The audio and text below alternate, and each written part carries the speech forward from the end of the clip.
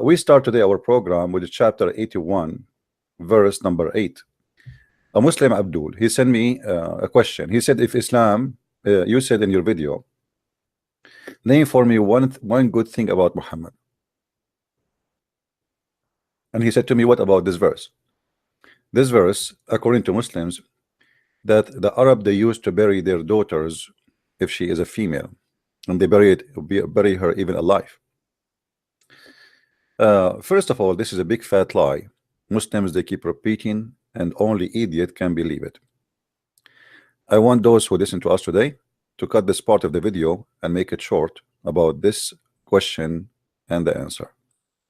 Just to show you how Muslim they fabricate, this is the translation as you see. In Arabic, it does not say anywhere the word gur. Nowhere. Nada. It's a big fat lie. Where is the word gur is coming from? Why we see the word gur here?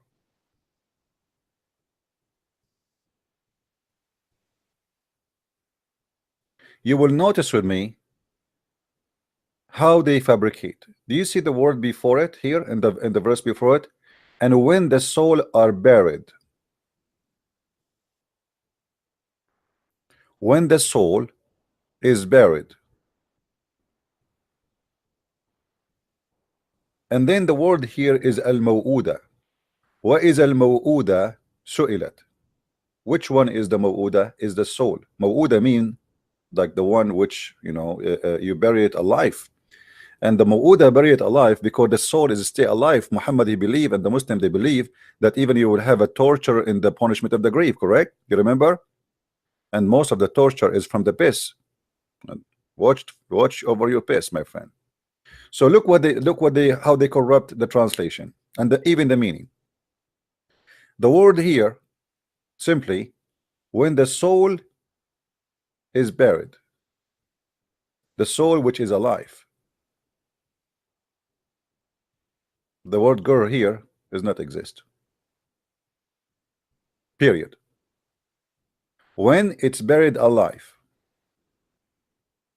is going to be asked. And this is why the soul is going to be asked. Otherwise, the one who was buried, you cannot talk to him, is dead. So supposedly the soul is talking.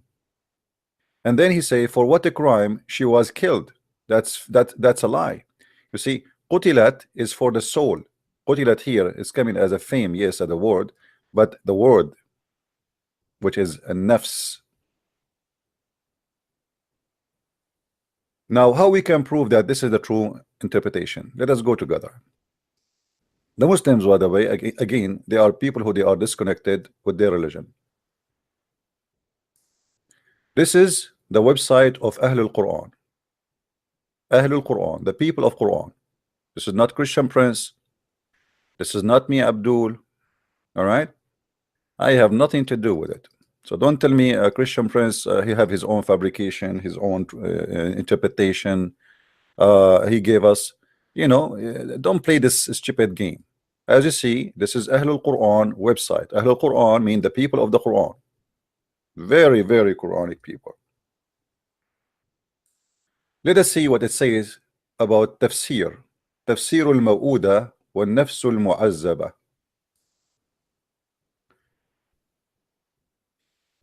Tafsir. You know what? I'm going to use Google translation. Hold on. Because the Muslim, they might say even he is using, even Google translation is not really good, but I mean better than nothing. Give me a second. Let's open Google translation. Google translation.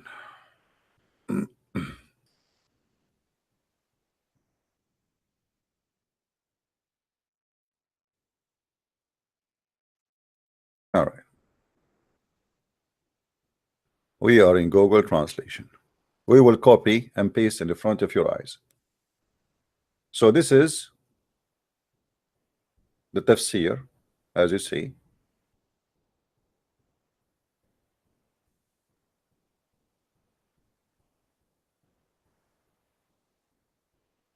We'll take line by line because sometimes if you go long, it go damage.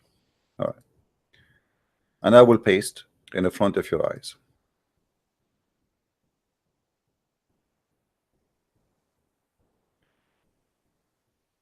it translating to, I don't know what language now. Okay, hold on. Let us go to English. Where is the English? There we go. Interpretation for the tortured soul, not the infant. Do you see it? Do you see it? They are correcting the idiot. This is your Muslims. This is who? This is the Muslims correcting the Muslims, because there's two kinds of Muslims.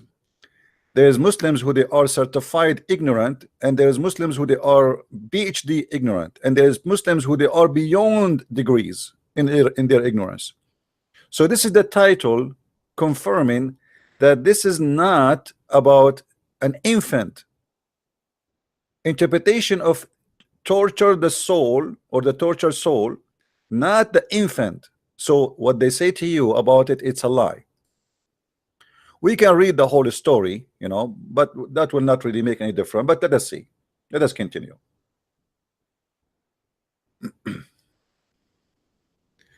Here they're saying that some of the tafsir, they believe that this is mean about the infant when it was buried, because of being poor and because of a shame and because of etc., and they explain it in such a way. However, here they are giving you examples. Tafsir al-Bayan saying that you know, Tafsir al-Tabari, they are giving you example here, and then they say to you that there is another reading for the verse in the Quran, which it says when it is questioned and killed, which mean the maw'uda, which mean the one is buried. She, the soul itself is going to question why I was killed, and is going to ask the one who killed her why he killed her. Let us take this to Google translation and see what it says.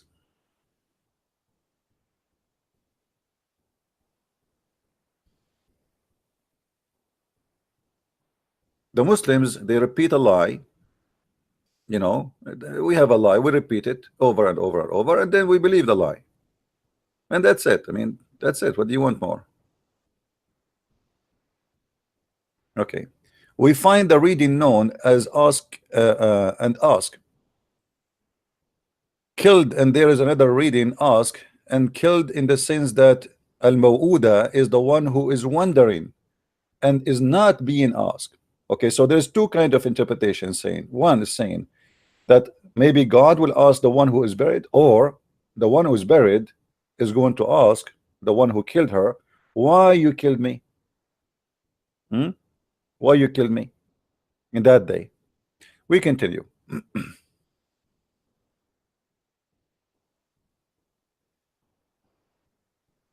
Here they say in both ideas there's a problem. If it is the baby girl cannot talk if she's an infant, because she don't even know the language. As Allah, He said in the chapter of Nahl, Wallahu akhrajakum min butuni ummahatikum la ta'lamuna shay'a. So here they are getting the Abdul Bastid saying that how the baby is going to talk if Allah He confirmed in the Quran in the chapter of the bees that Allah he took you from the belly of your mother and you know nothing, which means she cannot talk, she know nothing, which means she have no knowledge of what killing mean. So how this would happen?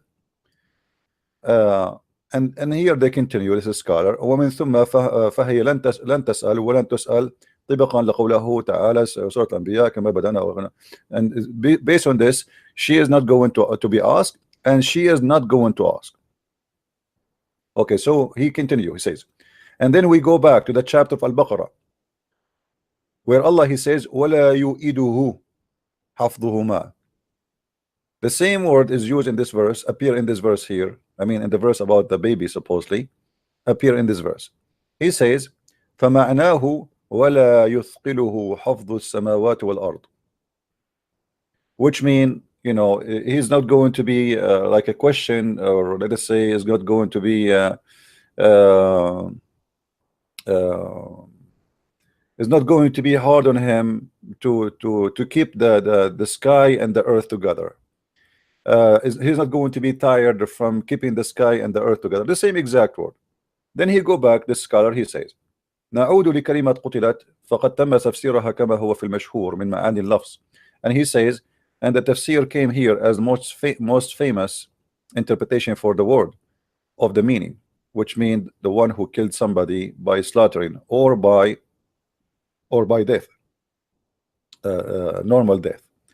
And he said, there is another meaning, وهو اللعن كما قال الله في سورة المنافقون. And there's other meaning which is called, now we are going in details, اللعن, which means cursing.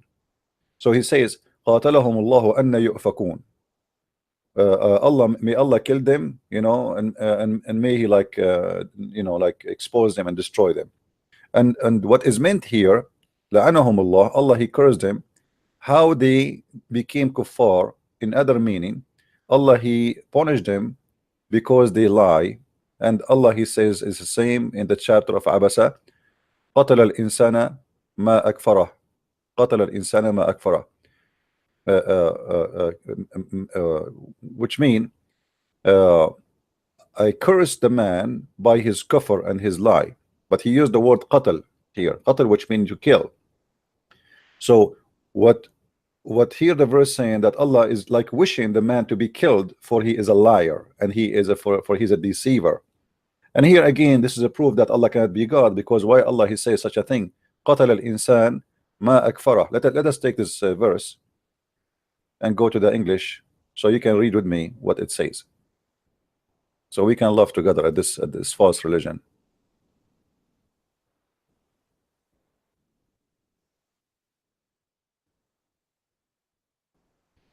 All right, see, perish the man, how thankless he is. Allah is asking his God to perish the man. Well, if he is God, I mean, what kind of wish that wish is? I mean, aren't you God? Perish him, let him go, you know. But it's a wish, it's a prayer. Again, Allah he pray. So Allah he's saying, perish the man, perish a man, you know, kill, like it's a wish to kill him, but he cannot do it.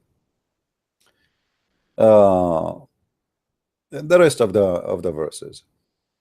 And anyway, as you see here, and then he says, وَمِن ثُمَّ, I'm going to copy this and post it in Google as it is, just to make it short and simple.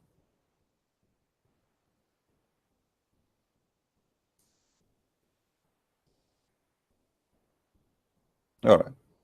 Therefore, the meaning has nothing to do with killing of girls and infants, and the meaning of the phrase is, if the mother was asked, this is the word mother here is wrong, you know.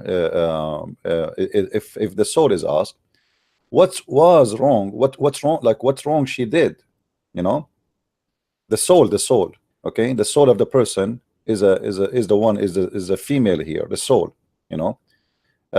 What's wrong that she did, the soul. And if tried, what tried, no, wrong translation here. And what is the reason she was killed, you know, what the reason she was tortured, and what was the reason she was suffer, you know, like living in suffering. In other words, the tortured soul was asked if any reason is torture. You see it? So it's very clear that this is a false interpretation for the Muslim. They use it to tell you that Islam is stop killing infant. First of all, if the Arab they used to kill infant, then where is the Arab have their women from? I mean, the Arab, they will perish themselves. Imagine if we, any society, kill the girls, who is left? Right? This is a big fat lie. Can you name for us the ones who killed their babies? So this is a Muslim website, and this is a Muslim scholar, and as you see, this is Ahlul Quran. Let me show again the website. Those are not Christians, those are not Jews, those are not Hindus, and they are Muslim Sunni. Ahlul Quran. All right, you see it? Ahlul Quran. So stop lying and fabricating stories. Now we finish this, and here we go. Let me post the link for you, for those who wanna go and read it, from the Muslim Abdul,